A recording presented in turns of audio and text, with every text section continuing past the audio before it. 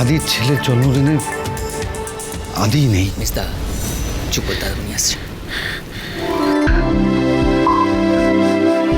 আরে বাহ, the cake is wonderful, হ্যাঁ, দারুণ দেখতে।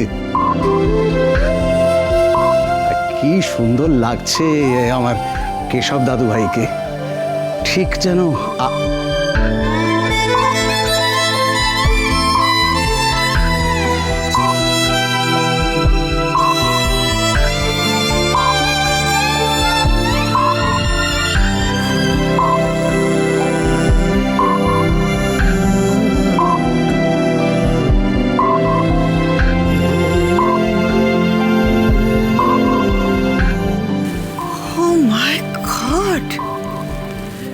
একেবারে ঠিক কথা বলেছেন।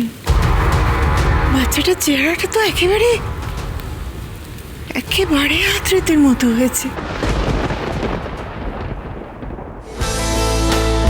Welcome welcome, please. সেবন্তী, শুভ,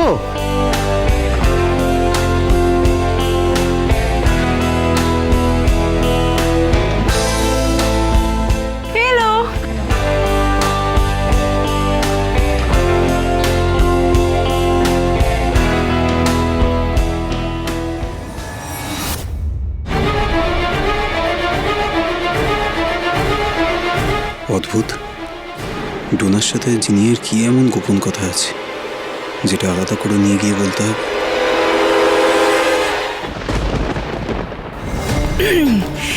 সত্যি এটা বলতেই হবে যে শুভ একেবারে অন্য ধাতুতে গড়া। তাহলে হাজবেন্ড মারা যাওয়ার পর 1 বছরের মধ্যে কোনো মেয়ে এইভাবে নিজেকে সামলে নিতে পারে না। রিয়েলি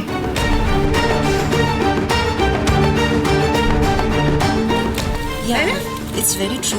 মানে ও একা হাতে সংসার সামলে যেভাবে বিজনেস হ্যান্ডেল করছে, ইটস ভেরি ডিফিকাল্ট।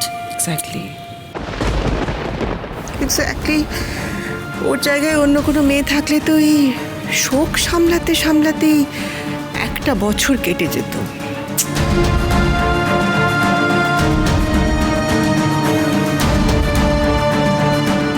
এদেরকে যে কেন নেমন্তন্ন করে আমি বুঝতে পারি না।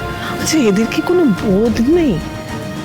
একটা মেয়ের সবচেয়ে বড় যন্ত্রণার জায়গায় কিভাবে খোঁজা দিচ্ছে। আসলে যার সঙ্গে এই ঘটনাটা ঘটে না, সে ছাড়া বাইরের লোকেদের আর বোঝার ক্ষমতা থাকে না যে ভেতরে কি ঝড়টা চলছে। শুভ যদি বুকে পাথর চেপে শক্ত না হতে পারতো তাহলে কখনোই কেশবকে বড় করতে পারতো না। শুভর মতো বৌমা লাখে একটা হয়। সত্যি শুভর তুলনা শুভই। এটা শুধু আমরাই জানি যে কিভাবে এই মেয়েটা একা বাড়ি সামলে, বাচ্চা সামলে, ব্যবসা সামলে, অফিস সামলাচ্ছে। আমরা তো শুধু পাশ থেকে ওকে একটু সাপোর্ট দেওয়ার চেষ্টা করি, কিন্তু যা করার সেটা তো ওকেই করতে হচ্ছে একা।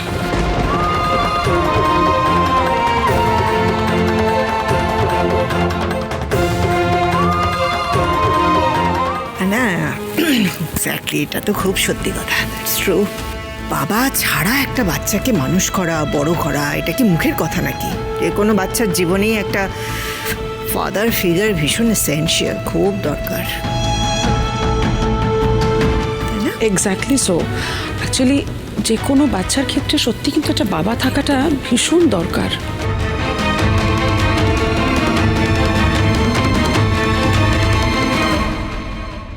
এ বাবা, অনেক লেট হয়ে গেছে তো। মা কোথায় তোমরা? অনেক লেট হয়ে যাচ্ছে কিন্তু। কোথায় বলো তো? এই তো। আমাদের বলছো, নিজেই তো রেডি হওনি, একটার পর একটা মিটিং করে যাচ্ছ। আরে বাবা, আমার এক্সাইটমেন্টটা বোঝো। যার নাম সারা দিন বাড়িতে জব করা হচ্ছে, সেই শুভ লক্ষ্মীকে আজকে আমি মিট করতে চলেছি। এই দেখ, আমি কিন্তু রেডি। এই কি, তোরা রেডি হসনি কেন এখনো? রেডি হওনি কেন? আমি রেডি হয়ে আসছি।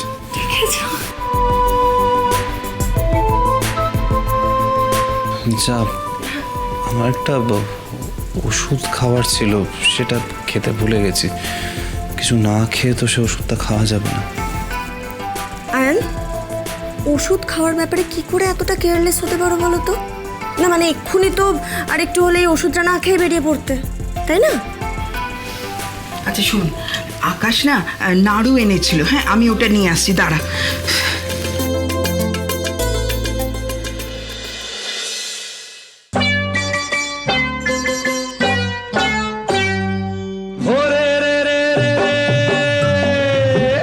সে এক রাজার ঘরে রাত দুপুরে ডাকাত এলো তেড়ে।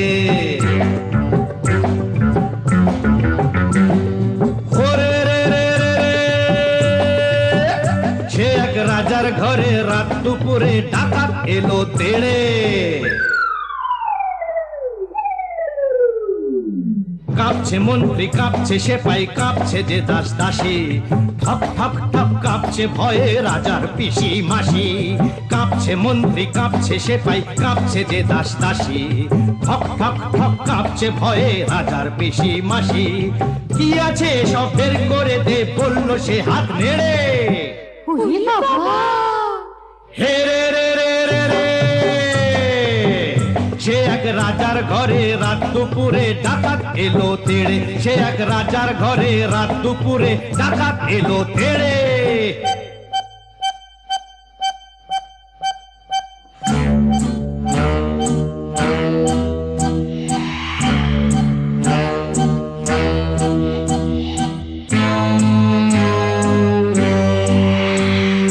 মস্ত তালুক, আলুক, শালুক, বন শালুকের পাতা, এক কোপেতেই ধড়ের থেকে খসলো কত মাথা।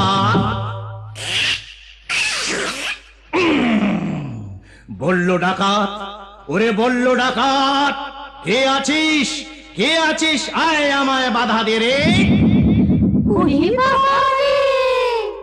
হরে রে রে রে রে,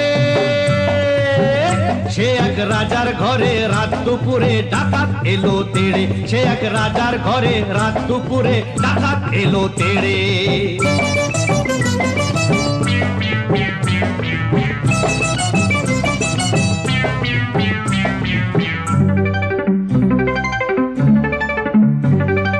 এ ঘর ও ঘর, এ ঘর ও ঘর, ও ঘর এ ঘর, এ ঘর ও ঘর লুট করে সে এলো রানীর কাছে।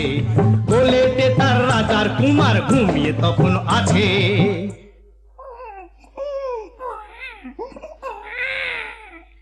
শিশুটিকে ছিনিয়ে ডাকাত নিল যে ছো মেরে।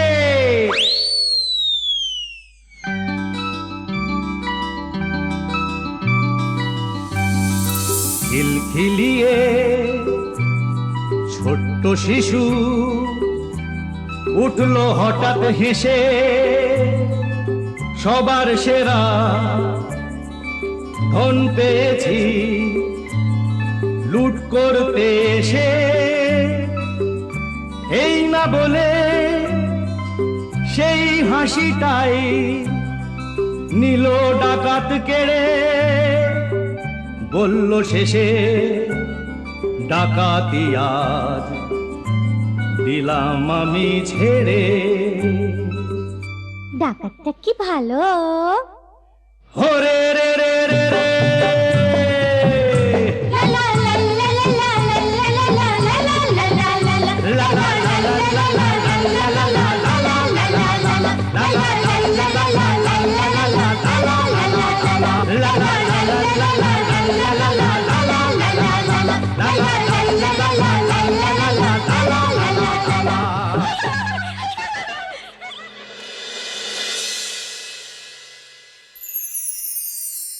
আকাশ খুব বড় মনের ছেলে, এখন তো আমাদের ঘরের ছেলেই হয়ে গেছে।